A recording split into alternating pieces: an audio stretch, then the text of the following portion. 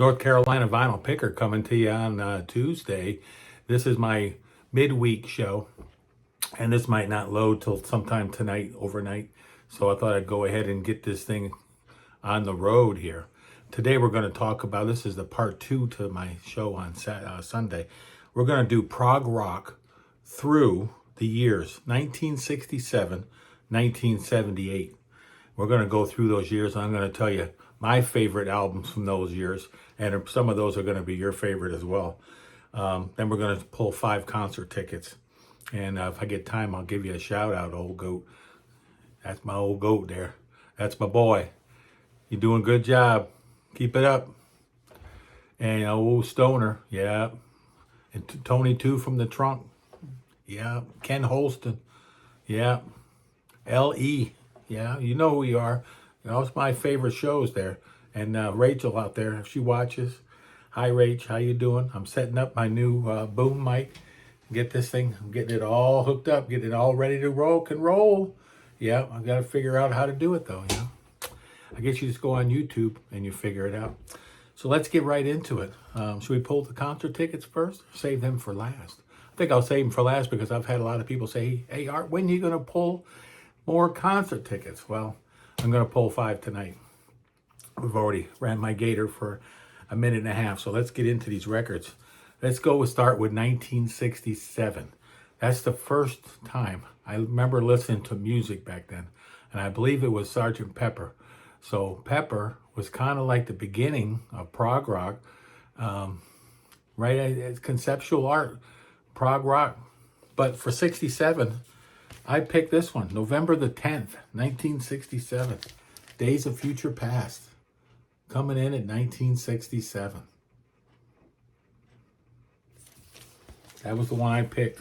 And we're going to put these jokers right here in my lap. How's that? Coming in at 1968. June the 29th, 1968. A Saucer Full of Secrets. I should have pulled these. I'm going to pull them out. They'll look better. Even though this is still shiny. Still has the plastic on it. Saucer Full of Secrets, 1968. Pink Floyd. Coming in 1969. What do you think is going to be in 1969? There could only be one record for 1969. And that is this one right here, King Crimson, In the Court of the Crimson King. This album came out October the 10th, 1969. There you go. 1970, we're cruising through the decade now. Now we're getting into some really prime territory for me being in school. Not to my high school years yet. That's coming up. November 20th, 1970. Coming in with Emerson, Lake and Palmer. The first ever supergroup. Yeah, Keith Emerson coming from the Nice. Carl Palmer was in a band as well, and Greg Lake. Yeah,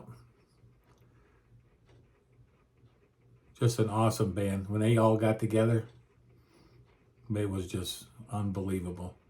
Greg Lake coming from King Crimson. And Greg Lake, where did Greg Lake come from? I don't have any of those albums. I know he was in a band. Write it down below. Someone's going to write it in there for me. March 19th. Yeah, I got all fixed up for you tonight. Got a tie on and everything.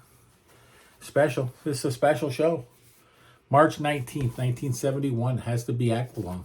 Oh, I got the sticker right there. Right by his old face there. Yeah, there you go. Aqualung. Jethro Tull. I remember hearing this one. I was just in elementary school. Yeah. Aqualung. Love it. Love it. Love it. Coming in 1972. What could it be? September the 13th, 1972. Has to be Close to the Edge with the Yes's epic album coming off of Fragile with Roundabout, going into Close to the Edge, and then after this, Bruford would leave. Alan White would step in behind the drum kit, and then they recorded the Tales from Topographic Oceans, which is my favorite Yes album. Close to the Edge and Tales are right. That's my sweet spot. I like the one before and the one after, Fragile and Relayer, but I'll take mine right there in the middle. Coming in 73. You all know it. You all love it. Oh yeah, Dark Side of the Moon. Coming in 1973. When I was a sophomore in high school. We were all listening to this back then. It was just minds blown. Oh yeah, 1973. Coming in 74. Now, I didn't hear this album until probably 2 years later. And my friend John from up north turned me on to him. And first thing he played for me was this album right here. And I was a fan forevermore. The Lamb Lies Down on Broadway. What a album. Double album. Last album with Peter Gabriel. And like I say, this album came out in 74 in November. And I don't think I heard this album probably until, I don't know, right around the time I went into service, I guess around 77. Coming in 1975, halfway through the decade, August the 22nd. Another one of my favorite albums, favorite bands of all time, The Giant, Gentle Giant with Freehand. Possibly my favorite album by them. Write in the comment section down below, what are your favorite albums? And how am I hitting the mark on these? Let me know. Comments. Am I hitting the mark on all these years? Or you have other albums you think that are progressive during those years that are your favorites? I want to hear about it. 1976, the year I graduated high school, bicentennial year. Coming in with Moon Madness, the alternate cover here. Yeah, this is the American cover. And they were hot on the NASA back then. You can tell, got the spacesuit there. 1976, Moon Madness. This is the UK cover. It's the inside cover here. 1977. Only a couple of years left. 1977. We're getting to the end of the decade when prog died to disco and to punk. January 21st, 1977, the masterpiece that would be Animals. My favorite Pink Floyd album. And then coming in 1978, the end of the first wave of prog music, pretty close, until Neo Prog came out with Marillion, and later on, down the road, in the 80s. Coming in 78, UK with Bill Bruford, Alan Holdsworth, John Wetton, Eddie Jobson, the Super Trio. This was a super group right here. And then the second album is when Bruford and Holdsworth left, and then they got kicked out of the band by Wetton, and they picked up Terry Bozzio, and then they made the second album called Danger Money. But and then there was a live album after that, and then they broke up, and then 4 or 5 years ago, Jobson got them all back together before Wetton died, and then they did some more, some live shows. UK. At the end of the prog era, there was UK. Oh, here we go. Let's go. We got a special night tonight. Got the tux on and everything. First one coming out of the Plaza Live, Marillion. Oh, that was a great show. 2018, 5 years ago already. Oh my gosh, the time is flying. February the 9th of 2018, Marillion. I saw them in Orlando, and it was just a great show. That was not the first time I seen Marillion. The first time I ever saw him with Hogarth. I saw him twice with Fish back in the 80s. And then I'm looking forward to seeing them again on their new album. It's been released. Here we go. We got to pull another one. We got to keep moving here. Got 9 minutes. Leonard Skinner and ZZ Top. I went with my wife to the Orlando Arena and seen this show.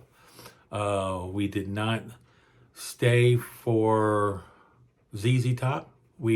Skinner opened and we left after Skinner was done. The beer was coming down the aisle. There was beer everywhere. People were drinking beer, and the beer was running down the aisles in the Orlando Arena. And then when Johnny got up there on stage with his band, and everybody was there, and rest in peace. The guitar player, Rosington, he passed away the other day. They came on stage, and they all came up there, and Johnny he said, there ain't going to be no rap crap here tonight. And he dropped the rebel flag behind the stage. And I said, oh my gosh, here we go. Right in Orlando. But yeah, they are the rebels from the South, that's for sure. it was a great show. My wife loves Skinner, and I went with her to see him. And Johnny said, he said, bring all my mules out here. And then all four of the guitar players came up front there, old Blackfoot, Ricky Matlock, and Rosington, and all them guys all came up. And that's before the keyboard player, Billy Powell, he was there, and before he passed away. And the bass player all the way to the right, I forget his name, he passed away too after that. So I always thought that the drummer, Artemis Pyle, was an original member of Leonard Skinner. But he's still alive. I believe he lives on Crescent Beach, Florida, up there right near St. Augustine. Correct me if I'm wrong if he wasn't the original drummer. And I believe they keep saying that Rosington was the last surviving member, but I thought Artemis Pyle was still alive. And I thought he was the original drummer, but I could be wrong. I'm not a huge Skinner fan. I remember listening to him.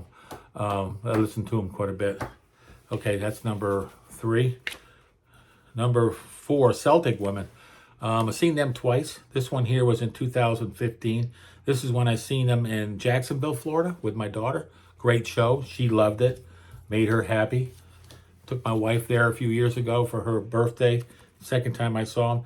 This is 1979, and I know this was in Orlando at the Scope, Dire Straits.